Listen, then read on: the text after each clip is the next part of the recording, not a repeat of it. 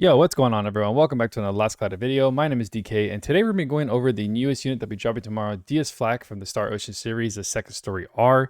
We recently just got the last Valkyrie profile unit, which was Grim. He was a single wield dark unit. Now, this guy is looking like he's going to be a non-attribute, single and dual wield unit. Actually, one of my favorite games, just kind of touch base on that, Star Ocean. It's actually why I kind of got into Last Cloudia, because it reminded me so much of it. So I'm a big fan. So this is actually the character I've been waiting for the most, to kind of see what his kit is. Non-attribute is kind of a rare thing. The last one we had was Leodor. Before that, I honestly can't remember for the life of me, but I think it was S. Bayland. And if I just for the life of me can't think. Like I said, they're so rare that I don't know. Like the last win unit was uh the swimsuit Sevia. I mean, like the other units are just so easy to come by, but like non-attribute is not one of them. I think before that was Virgil. I think it was Virgil or Balin. I honestly can't remember the order for the life of me. That's how long it's been, right? Before Leodor. Leodor is still a great choice for non-attribute, and he's also available during he might be available for free later on during like the half Annie or during the New Year celebration, who knows. But at some point DOH units do become free with a ticket. ADIS is pretty generous like that, but outside of that, this will be the next non-attribute unit, which is actually pretty interesting because, like I said, he is dual and single. You kind of choose between the two. So we're gonna go ahead and start the video real quick and go over his kit. I did kind of browse through it, but I did highlight some of the major things that I did see. Overall, the art looks absolutely amazing. Just Star Ocean is a big part of my life. You know, playing it when I was a kid on emulators, on the SNES emulator, and then on PS1, PS2, and going forward with the next gen consoles and stuff like that. Of course, my favorite will always be sprite work, right? Uh, so, like I said, he is going to be a single wield and dual wield unit. This is a demonstration between, I believe he does have like, depending on the distance, what the S1's going to be like. So 6 hits on a single wield, 12 hits on a dual wield. You'll just go ahead and add double up the hits if you want to know what the dual wield is going to be. Majority of these videos are going to be based on single wield only. Going back to that S2, hold on, I want to see how quick that is. I didn't get to see that again. Let's try that. No, I keep catching it at the wrong time. I swear to God, I'm not doing this on purpose, guys. Yeah, so he's right in front. Yeah, that's a dash. Okay, that's a dash. This one, ooh, that takes a little long, doesn't it? Hold on, that is a wind up. Wham.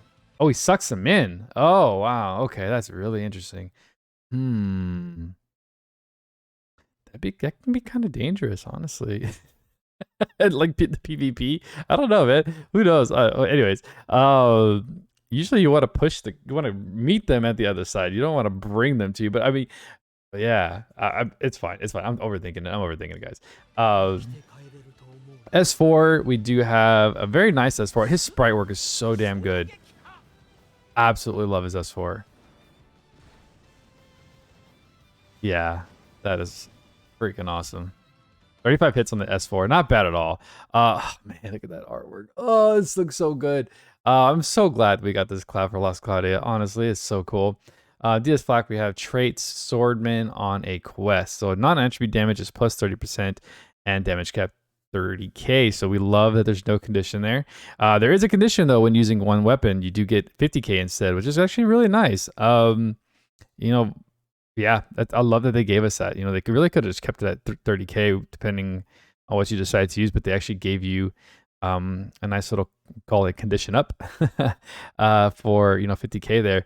So magic attack and counter damage is taken as minus 20. So magic attack and counter damage only, no physical damage. Armor equipped boosts the effect to 50% instead. Very nice. So Graham was actually mostly all physical and counter, and lacked magic side, where he is the magic side and counter side. I don't know why they do that, but it is a little iffy. I feel like they should have just thrown all of that on him, especially since his caps aren't going to be as high as Grimm's. So I'm just it's a little confusing. So what that means is most likely his physical damage reduction is going to be on his paid accessory or armor, whichever they choose. It's not very uncommon for them to do like a sword and clothing, depending on what the unit is. So I mean, you kind of choose. That's why they usually pick the weapon and clothing. So you kind of, you want to use a secondary weapon, you can. We have non-attribute weapons all day. or you could do, or you can run the armor for single wield. Like, you know what I mean? I doubt they'll probably do an accessory though. I think the armor is going to have physical damage reduction, maybe 20%, or maybe, and then maybe get 10% to all damage. Who knows? So we'll see that when it drops tomorrow. When using skill 1, chance to change attack based on distance from target. And that's what we saw earlier. Just depending on where he's at is how he'll change. It looks like he has more of like a Claude S1, and then it transforms depending on how close he is to a more like AoE attack. I'm not sure how strong that AoE is going to be, but we'll see on testing, of course. For 2, we have Swift Swordplay at battle start when defeating an enemy. This thing's amazing. Restoring 1 stock for 1 skill. Absolutely amazing. Absolutely love that. I believe he comes with quick trigger, so you're doubling up when you kill stuff. I think that's awesome. Especially if you launch at S1 and knock someone out, and then you already have that, and it's a random stock. So who knows if you double up on like S3s or something.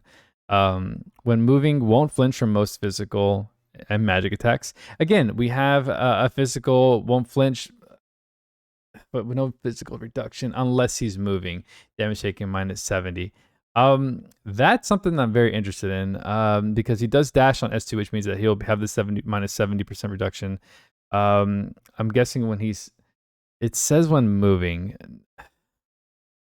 I'm gonna leave it at that right now, right? I mean, in my eyes, I'd be like, well, how about when he's like flinching from because it does say won't flinch from most enemy attacks. So what if he's flinching from an enemy attack, right? Does it give him, because he's technically moving, is it damage reduction? But maybe it's on the XY axis kind of thing.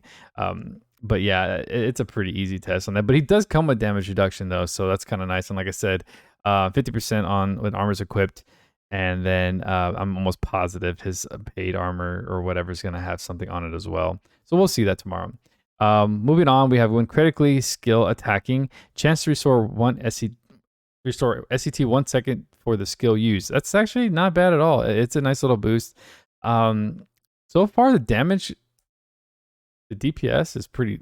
The damage cap is pretty low right now. So we're gonna move on a little bit more to kind of see what else is going on here. So 30k, 50k. All right. So single wheel, we're like at 60k. Not bad. So for skill 1, we have air slash, medium area combo attack when far enough from enemy, long range combo instead. Yeah, we saw that earlier. This is where we have a 4 dash, not a gap closer. So that's nice. When wide area combo attack around unit that pulls enemies in, low chance to insta kill. This is only for bosses, add-on enemies and stuff like that. So all this is excluded: guild battle, arena, and bosses. For Phoenix Blast, we have powerful comeback to all allies. We always love to see all enemies getting attacked. Blah blah blah.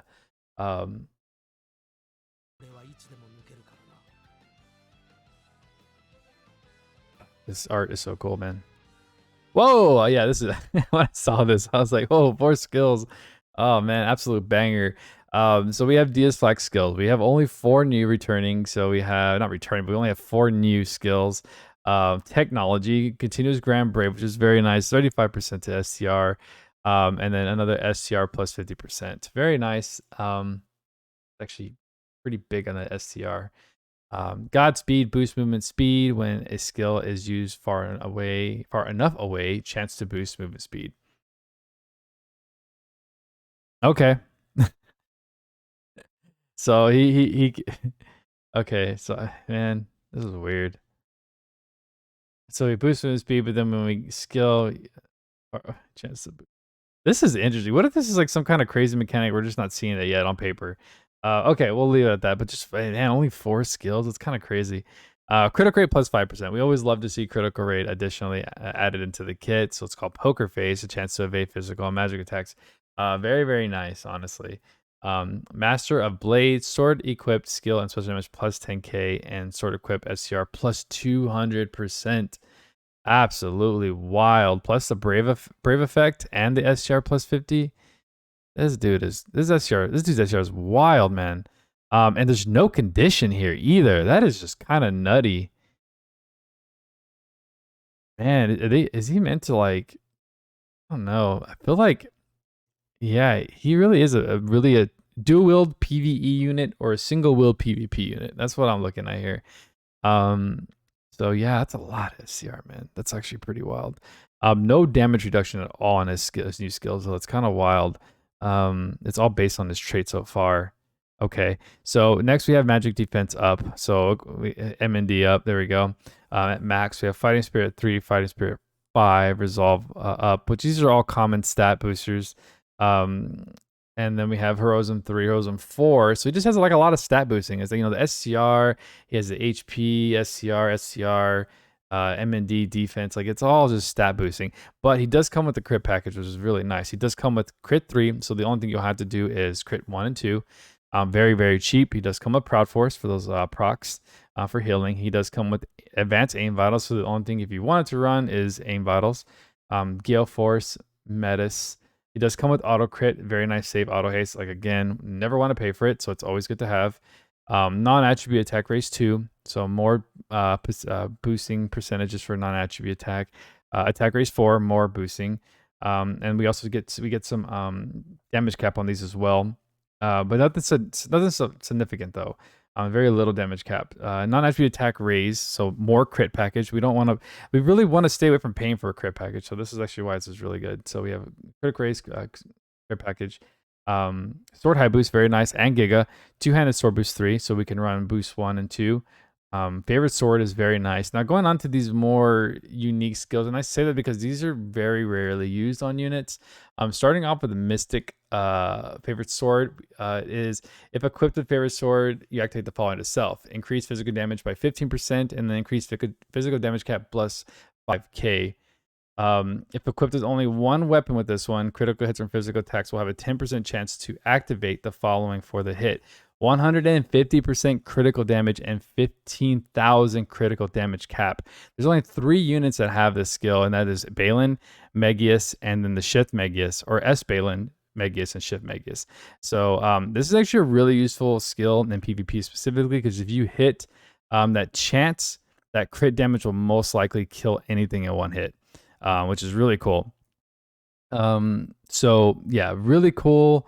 Mystic Favorite Sword is really nice. I really do like it. He does come with Duel innate, so that means you can run 2 weapons on him instead of a weapon and armor. But like I said, you will lose 20k cap on that trait 1, so you'll no longer do 50, but you'll do 30, which is still really decent. He does come with some anti-type boost. And he does come with Brute Buster, so very good for PvE. Now, the anti-type boost is a good save because you can add anything else as far as Slayers for that PvP side. The next thing will be Mental Training. Now, physical hits will have a 12.5 chance for 100% SCR during. So that's actually pretty cool. This is only on Claude, so they're pulling. Oops, sorry about that, guys. They're pulling this from Claude. He's the only unit that has it. So really cool. And then we have Piercing, Special Boost 4 for that special damage, Downball Spirit for that survivability. And then the last thing we have here is Serenity, along with the Brute Buster. Now, Serenity is physical hits will ignore 15% defense while using physical attacks. 30% of MND is added to STR and INT. Only units that have this are 4 units, actually. So we have S. Bayland, Esmia. We do have, what's his name? We have Ryu and Diablo from the Slime collab. So yeah, another one that's very rarely used. So only on so 2 collab units and 2 DOH units. So again, they brought a lot of unique skills to this character, so I do really like that. So what do I think? Really, I think he's gonna be potentially he could be a really good PvP unit. He is a really good, I think he's a decent DPS for PvE. Honestly, I really think this comes to nostalgia. People of the Star Ocean community and who love the games are gonna want him based on him, not based on what he can do. At the end of the day, the game's just fun, right? We don't need this god tier unit to clear content in this game. We just don't need it. So at the end of the day, you pick for what you want, or you pull for what you want out of favoritism, whatnot. Of course, for PvP, you always want to do the testing or see testing first before you want saving your gems, and I totally get that. So we do have an E6 too. E6 is looking spicy as hell. We have a critical hit rate plus 5%, so nice little crit up again. Crit damage is 5k when equipped with 1 weapon. You get 10k instead. We have giant killing for bosses. We also have a limit break special of 15k. He does have a damage all taken minus 10%, and then another 10k along with some physical damage up. So 20k base. No, we have more than that. Yeah, we have 20k based on the E6 alone, 2k additionally from 2 bosses, and then 15k to specials, special damage. So not a bad E6. Honestly, the crit rate is what I really like. Last thing here, we do have the arc. Now, this is a Unite LR arc. Now, this is a beautiful arc. It really is. I'm not the biggest fan of the combination, but I do get why they did it. I think it might be paying tribute to the collab itself, where Star Ocean did collab specifically with the last Cloudia team as far as like inside the game, like with Kyle and stuff. It was really cool little side story if you guys played it. So this actually makes a lot of sense why they did this. And it's a beautiful arc. Not only is it a beautiful arc, but it is an absolutely disgusting arc. The trait is good, don't get me wrong, but we'll dive into this fully. So we have boost skill, special damage based on how much unit HP is left, max 35%. That's actually really nice. But the big word there is left, right? So yeah, you have to be die. Yeah, but I take that back. It's okay. It's okay. I read that in my head and then process it. And I was like, wait, no, it's okay. Yeah, you probably won't use this arc too much for the trait. Honestly, it's mostly for the skills. Won't lie to you guys. Autocast Grand Brave and High Protection on a unit is actually really nice. Most units do come with Grand Brave, and a lot of units that are have like protection and stuff like that. It's mostly high protection these days. So with that said, not a bad arc trait, but not like the absolute greatest. Damage taken -15 from enemies with the same type as unit. Again, really niche situation there with that arc trait. But the learnable skills, which is really why you want this. So Spirit Forces, when physically attacked, chance to boost unit's defense 100% and take damage. That thing is amazing. From what potentially we were talking about earlier days, like it could be 4SC or something. If that's the case, man, that's insane. Even if it's 5, 6, I don't know. Like, we'll see how much it costs. But I think they've already said something around that area. Fast Holy Wall 2 is always really nice to have. Non-attribute attack raise 3. Of course, they're gonna make sure that this is not in Diaz's kit, so that we pull for this arc. Majority of the time, this is how they do things. They always throw like a major attack raise or mega drive on a LR arc. So this is the only way you'll be able to get this. I don't foresee this becoming available anytime soon. So if this is something that you are looking for, this is something you probably want to go for as far as the arc goes.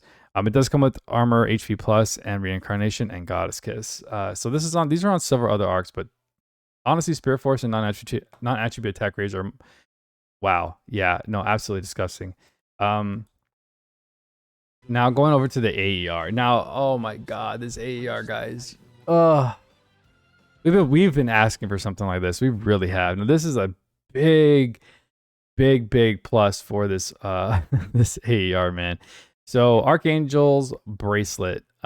We have trait skill damage +10 and extra attack damage +20%. Now, what this is giving us, guys, is this is giving us additional pursuit damage percentages. So this is going to increase your pursuit damage, which is highly used in this game, especially with all crit builds, especially with Niel. Niel being ice unit, her pursuit damage is pretty nasty. So actually Grim too. Grim is actually outside of his, slow skill attacking and high damage. Building him pursuit is actually really interesting. You're getting, up to 414k caps. And that's just me just building a fast unit, going into Bahamut and using him. But then you're also getting like 138, I'm sorry, like almost 200 something K caps. Not caps, but additional pursuits. I forgot the number specifically, but pursuit damage is a thing, and especially on single wield units is very useful because you're only single wielding, and getting additional damage makes it feel like you're dual wielding a little bit. So it's 20% the extra damage. There's also extra damage boosts available for kits to put on. So again, and then running Icy Guardian. Honestly, I foresee Pursuit will be the biggest meta in the game later on, I'm sure. It's just such a crazy mechanic. But yeah, so we're getting extra damage. So Pursuit damage on an AER, which is phenomenal. Stats is HP 300, STR 76, and it even comes with stats. Very nice stats at that too. The HP 300 is very nice. But it even comes resistances, ice +5 and dark +5. This is so good. This thing is so damn good. It's kind of wild. That's just Dragon on. That's the Cloud. Yeah. So you know, overall, guys, honestly, I think he's a great unit. Most people are probably gonna say he's mid. It just depends on how you use him, really. Go for who you like the most. There's only 2 new units here, right? So it's a pretty easy pick on who you guys want. I think more people are gonna go for Diaz anyways. But again, non-attribute is a very rare thing. So that's why I probably go with Diaz. But with that said, yeah, that should cover a majority of this character tomorrow. I actually can't wait to test him out, see how he is. There is a potential dual summoning video between me and Dojo. I usually wake up in the morning and do the step up and whatnot, but for some reason I do not get him on this. Me and Dojo and a buddy of ours will be doing a pull video. Even if I do pull him, I'm probably still gonna see if they want me to do the pull video with them, just for whatever, right? Just to have fun. It will most likely happen Saturday. I don't know if we're gonna do it live or we're gonna record it, but something potentially could be happening. Dojo is a content creator in the community as well. So that if you guys don't know who that is, follow his channel. So I'll put it in the description below. But anyways, guys, thank you so much for watching today. Good luck tomorrow on your polls. We are getting tickets. So, you know, tickets before you use your gyms, guys. Remember that. And then we'll see how it goes, right? All right, guys. Good luck. See you guys. Peace.